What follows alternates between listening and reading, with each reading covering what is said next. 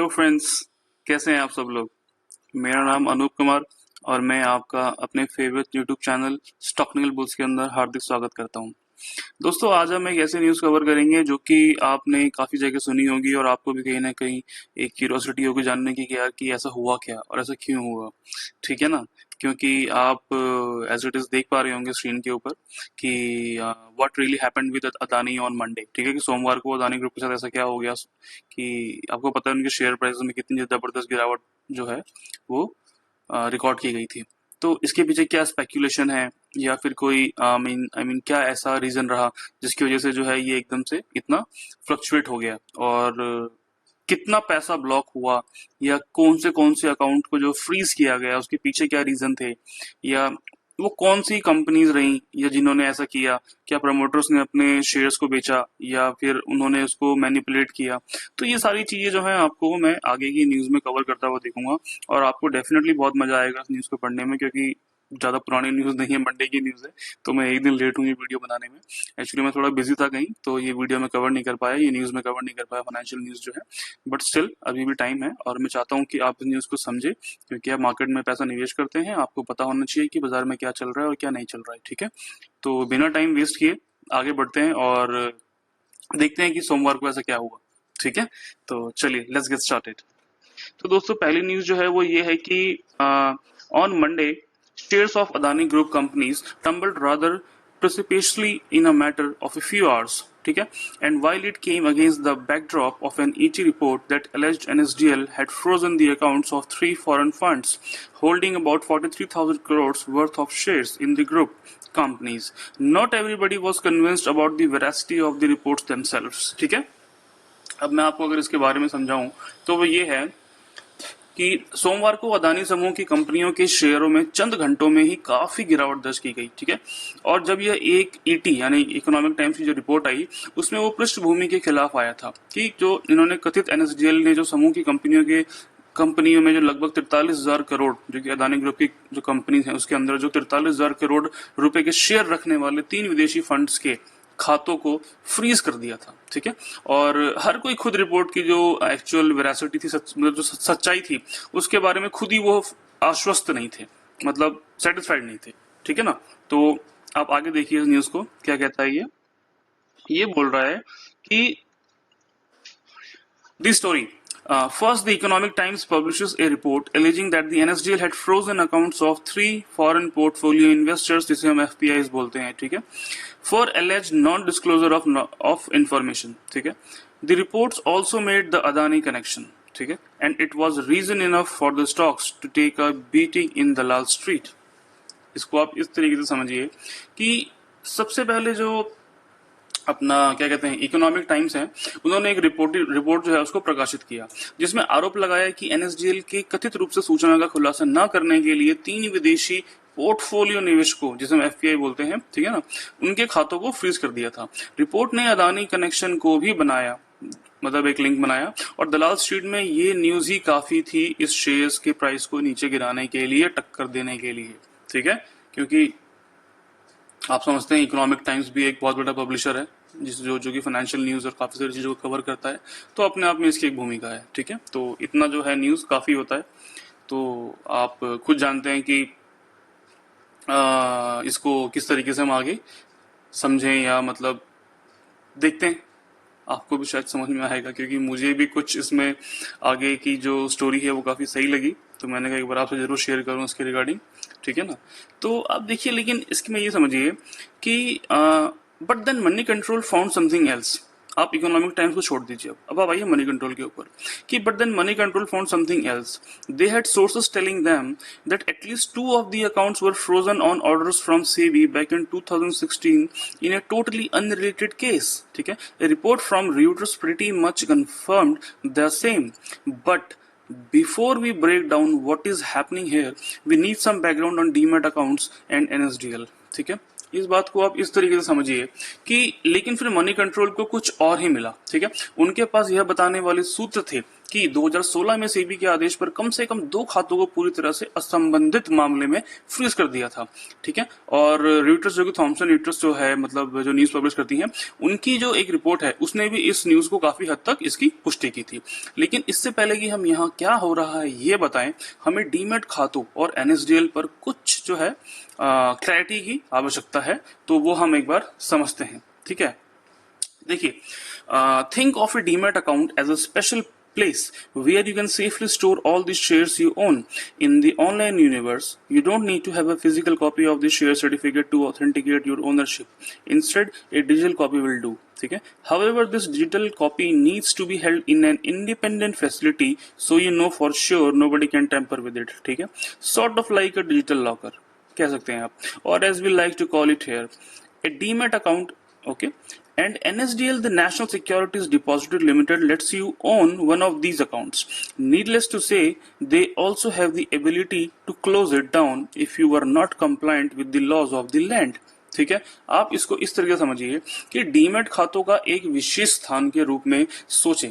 ठीक है, बिल्कुल सोचें, जहां आप अपने सभी शेयरों को सुरक्षित रूप से स्टोर कर सकते हैं। ऑनलाइन ब्रह्मांड, जो हम ऑनलाइन यूनिवर्स बोल रहे हैं, यहाँ पे जो वर्ड का यूज किया है इन्होंने, ऑनलाइन ब्रह्मांड में आपको अपने स्वामित्व को प्रमाणित करने के लिए शेयर प्रमाणी पत्र की भौतिक प्रति की आवश्यकता नहीं है, आपको फिजिकल कॉपी की आवश्यकता नहीं है। ठीक है, इसके बजाय एक डिजिटल कॉपी करेगी, जो उसका काम है वो डिजिटल कॉपी कर देगी। हालांकि इस डिजिटल कॉपी को एक स्वतंत्र सुविधा में रखने की आवश्यकता है, ताकि आप निश्चित रूप से जान सके कि कोई भी इसके साथ छेड़छाड़ नहीं कर सकता है, जैसे कि डिजिटल लॉकर, या जैसे कि हम इसे यहाँ डीमैट खाता कहते हैं। ठीक है ना, और NSDL, national securities depository limited, आपको इनमें से एक खाते का मालिक बनने देता है। कहने की जरूरत नहीं है, नीडलेस टू मेंशन, यदि आप देश के कानूनों का अनुपालन नहीं करते हैं, ठीक है, तो उनके पास इसे बंद करने की क्षमता भी होती है। तो आप हमेशा जो भी वो time to time PAN link करने के लिए बोलें या आधार कार्ड लिंक करने के लिए बोलें, जो भी बोले, आप उसे जरूर फॉलो कीजिए। ठीक है, तो इसको आप इस तरीके से समझिए कि आप अगर इसको आगे चलें तो आप देखिए, now the Reuters report notes that the 3 Mauritius-based funds may have been held multiple demat accounts in their name, and that NSDL may have frozen accounts of the funds that hold certain other securities and not those holding Adani company shares, thereby implying that the whole Frisian fiasco might have nothing to do with Adani at all. ठीक है, इसका मतलब आप इस तरीके से समझिए कि अब रेउटर्स, ठीक है, की रिपोर्ट में कहा गया है कि मॉरिशस स्थित 3 फंडों के नाम पर कई डीमैट खाते हो सकते हैं, और एनएसडीएल के पास कुछ अन्य प्रतिभूतियों वाले फंड के जमे हुए खाते हो सकते हैं, न कि अडानी कंपनी के शेयर रखने वाले। इसका मतलब यह है कि पूरे ठंड की तबाही जो कि अडानी ग्रुप है, उनसे कोई लेना देना ही नहीं है। ठीक है ना, आगे समझिए कि if you asked Adani, they would tell you the same thing. Actually, they did put out a statement confirming this, but what about reports that contest the accounts may have been frozen due to non-disclosure of certain key information? Surely there is some merit to this. No, इसका मतलब आप इस तरीके से समझिए कि अगर आप अडानी से पूछेंगे तो वो आपको भी यही बताएंगे। दरअसल उन्होंने इसकी पुष्टि करते हुए एक बयान दिया था, लेकिन उन रिपोर्ट्स के बारे में क्या, जो कुछ महत्वपूर्ण सूचनाओं का खुलासा न करने के कारण खातों को प्रतिबंधित कर सकती हैं। निश्चित रूप से इसमें कुछ योग्यता नहीं है। ठीक है, अब आप आगे समझिए कि well, maybe if you are a foreign investor, you are expected to share details about the end beneficiaries and the sources of your funds. SEBI wants to make sure that there is no funny business going on in the background, and these rules have been enforced for a while now. However, it seems some of these investors have not yet furnished this information. ठीक है, इसको आप भी इस तरीके से समझिए कि शायद हो सकता है यदि आप एक विदेशी निवेशक हैं तो आपके अंतिम लाभार्थी और आपके धन के स्रोत के बारे में एक विवरण जो है डिस्क्लोजर करने की अपेक्षा की जाती है। सेबी ऐसा सोचती है। ठीक है, सेबी यह सुनिश्चित करना चाहती है कि जो कि आप बिजनेस कर रहे हैं उसमें किसी भी अजीब तरह का जो है कोई फनी बिजनेस नहीं चल रहा है पीछे की तरफ। ठीक है ना, उसके जो नियम है और जो उसके कायदे कानून है वो समय से जो है काफी समय से लागू है। ठीक है ना, हालांकि ऐसा लगता है कि इनमें से कुछ निवेशकों ने अभी तक यह जानकारी नहीं दी है, जिसकी वजह से जो है ये अकाउंट जो है फ्रीज कर दिए गए हैं। ठीक है, और अगर आप पूछेंगे ना कि why would they not come through you ask, ठीक है, इसके बाद तो समझिए कि वे तुम्हारे माध्यम से क्यों नहीं आएंगे, पूछो तो मैं बताता हूँ। देखिए, well it could be because they are busy और may be the beneficiary owners simply don't want to disclose who they are, which is why there has been so much speculation about the funds and their connection with Adani. If these reports are in fact true, then it most certainly does not bode well for the company. ठीक है, इसको आप इस तरीके से समझिए कि खैर ऐसा इसलिए हो सकता है क्योंकि वे व्यस्त हैं, ठीक है, और यह भी हो सकता है कि लाभार्थी जो हैं, जो कि बेनिफिशियरीज हैं, उनको मालिक केवल यह खुलासा नहीं करना चाहते कि वह कौन है, ये भी हो सकता है। यही वजह है कि अडानी के साथ फंड और उनके कनेक्शन को लेकर तरह तरह की अटकलें लगाई जा रही हैं। अगर ये रिपोर्ट्स वास्तव में सच है तो यह निश्चित रूप से कंपनी के लिए अच्छा नहीं है, बिल्कुल भी नहीं है, क्योंकि आप समझिए अगर वो इस तरीके की इन्फॉर्मेशन नहीं रिलीज करते कि भैया वो ओनर हैं भी या नहीं है, या उन्होंने यहाँ की जो लॉज हैं उसके साथ इम्प्लीमेंट किया है कि नहीं किया है, उनको फॉलो किया है नहीं किया है, तो डेफिनेटली देखिए सीबी के पास परफेक्ट रूप से एक पावर होती है कि वो अकाउंट को फ्रीज कर देंगे। और अगर वास्तव में ऐसा हुआ तो आपको यहाँ पे लिखा गया है कि मतलब कंपनी के लिए जो है ये ठीक नहीं होगा, ठीक है। So finally there are allegation surrounding the mercurial rise of Adani shares itself. Many reports argue that the rally may have partly been fueled, ठीक है, fueled by the relatively modest free float associated with the companies. Think of it this way: most shares are usually held by promoters of companies who cannot buy and sell their holdings as they please. There are reasonable restrictions imposed on them and they cannot dabble in the open market with impunity, ठीक है। So when you see shares floating around in the open market, you are only seeing a fraction of the total shares available, and rumor has it that promoters and large institutions like 3 foreign funds hold a sizable part of Adani Group companies, leaving very little to the public. This means even a few shares exchanging hands can massively influence prices, which is what many people believe aided the rally and the sudden capitulation we witnessed recently. ठीक है, तो आप ये समझे कि अडानी शेयरों में व्यापारिक उद्देश्य के आसपास के आरोप हैं, ठीक है ना, बिल्कुल है। कई रिपोर्टों का तर्क है कि रैली जो आशंकीय रूप से कंपनियों से जुड़े हैं वो अपेक्षाकृत मामूली मुक्त जो है फ्लोट जिसे हम बोलते हैं उससे प्रेरित हो सकती है। इसे इस तरह से सोचें कि ज्यादातर शेयर आमतौर पर कंपनियों के प्रमोटर के पास होते हैं, ठीक है, जो अपनी मर्जी से अपनी होल्डिंग को खरीद और बेच नहीं सकते, उन पर रिस्ट्रिक्शंस होती है, ठीक है ना, उन पर उचित प्रतिबंध लगाए गए हैं और वे खुले बाजार में दंड से मुक्ति नहीं पा सकते, ठीक है। इसलिए जब आप खुले बाजार में, ठीक है, ओपन मार्केट के अंदर जो है शेयरों को चारों ओर तैरते हुए देखते हैं तो आपको केवल कुल उपलब्ध शेयरों का एक अंश दिख रहे हैं, मतलब थोड़े से पार्शियली शेयर्स जो अवेलेबल हैं, आप इस चीज को आप समझिएगा। और अफवाह यह है कि प्रवक्त और बड़े संस्थान जैसे कि 3 जो विदेशी फंड है जिनको भी फ्रीज किया गया है, अडानी समूह की कंपनियों का एक बड़ा हिस्सा रखते हैं, बड़ा एक ग्रुप का शेयर है उनके पास, मेजॉरिटी होल्डिंग्स मानी जाती है, ठीक है। जनता के लिए बहुत कम बचा है, ठीक है, जो शेयर्स वो इसको यूज कर रहे हैं। इसका मतलब है कि यहां तक कि हाथों का आदान प्रदान जो हो रहा है, जो आदान प्रदान करने वाले कुछ शेयर भी कीमतों को बड़े पैमानों पर प्रभावित कर सकते हैं, जो कि कई लोगों का मानना है कि रैली और हाल ही में हमने अचानक जो आत्मसमर्पण देखा, जो कि हमने एक फॉल देखा, वो उसके पीछे का बहुत बड़ा कारण हो सकता है, ठीक है। तो हम थोड़ा सा आगे चलते हैं और इसकी कुछ लाइन समझते हैं कि यही है कि अपना सोया there is a lot of speculation on what's really happening with Adani, and if you have a hot take on the matter don't forget to let us know on Twitter, ठीक है।